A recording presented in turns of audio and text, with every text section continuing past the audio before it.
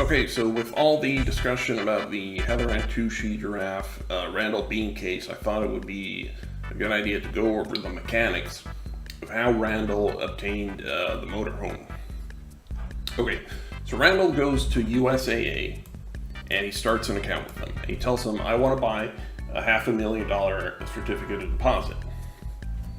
Now, in order to buy that certificate of deposit, he needs to give USAA $500,000.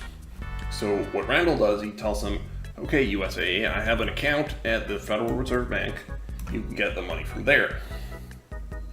And he gives them a real routing number and a fake account number.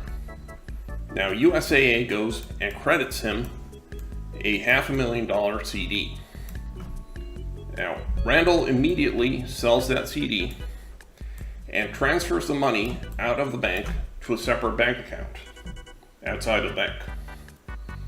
Now, when USAA goes and tries to process the wire transfer, it bounces, and they realize that he gave them a fake account number.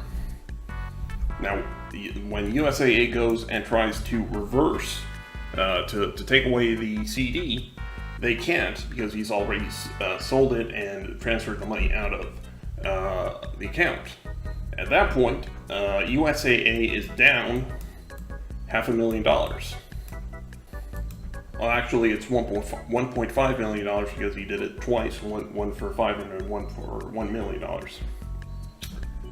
So at that point, when they realize, okay, this guy just stole $1.5 million from the bank, they go and contact the authorities.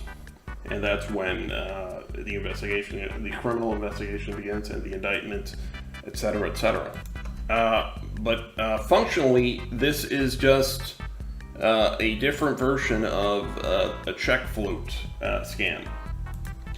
But functionally, this is the same as a check float, except with a wire transfer. A check float is when you try to cash or deposit a check and withdraw the cash before the bank realizes that you gave them a bad check. Randall did exactly the same thing as a check float, except with wire transfers and CDs as the intermediary. But yeah, this is what he did is wire fraud, and so that's why he's been arrested and he's going to jury trial, etc., and eventually will go to jail.